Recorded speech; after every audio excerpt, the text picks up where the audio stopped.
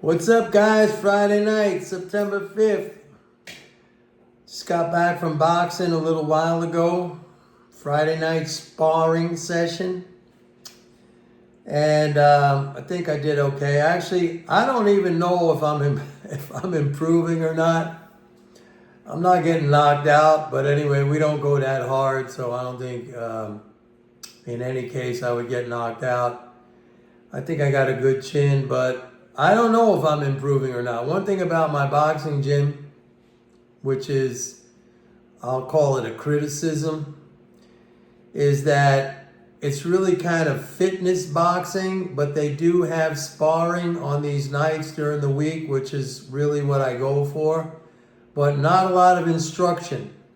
So I'm kind of learning on my own, watching videos and stuff like that, and just doing it. And also, I spar with much younger guys. I'm 68. So like the guys I spar with, they're in their 20s. Some are in high school. They're athletes. Some are in their 30s. There's nobody even remotely close to my age. I think I'm in good shape, but age does make a difference. Anyway, it's a lot of fun. It's another discipline because I have to tell you that every time I have to go to sparring night, I don't want to go. It's like I have some anxiety because you're still in a fight. Even though it's a controlled situation, it's still a fight. I'm still going to get punched.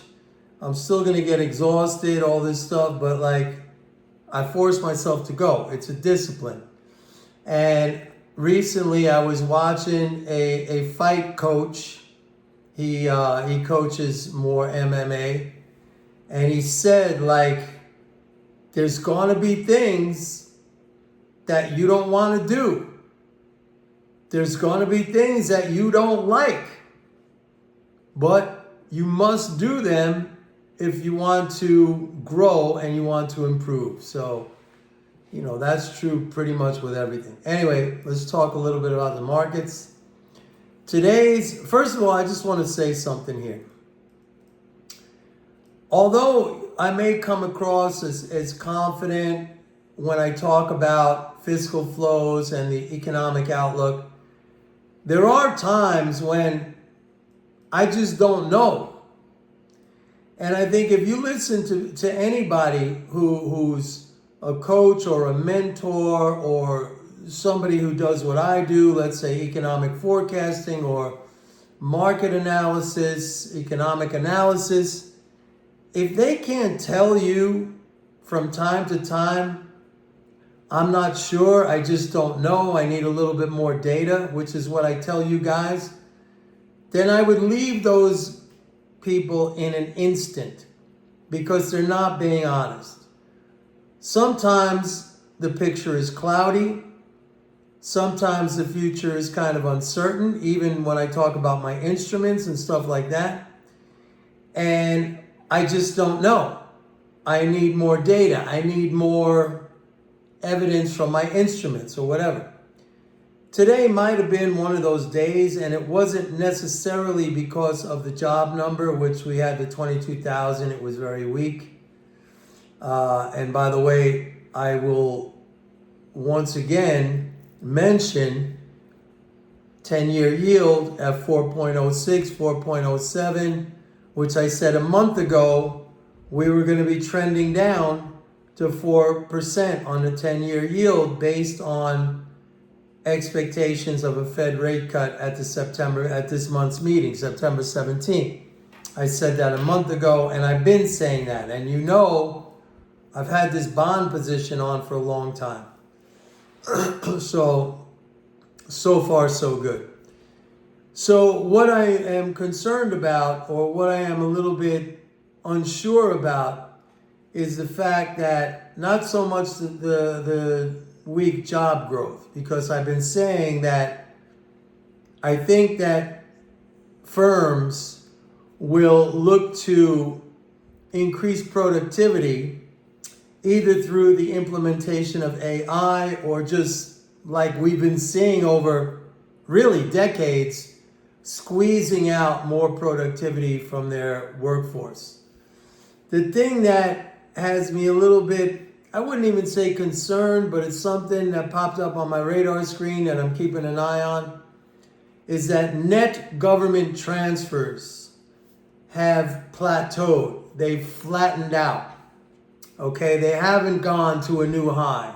Like if I'm looking at leading flows, they just keep trending straight up, 45-degree angle up. That's very good. But net flows, after you take away taxes, they have flatlined. And that's something which I didn't expect, at least not right now. I thought maybe at some point, because of the tariffs and maybe if the Fed started cutting interest rates, but it's happening now. And my reading on that is a flat line, a plateau in net government transfers will not reduce, but inhibit profit growth. We're going to start, profit growth will stall. And that's not necessarily good for stocks, because built in right now is an expectation of rising profitability.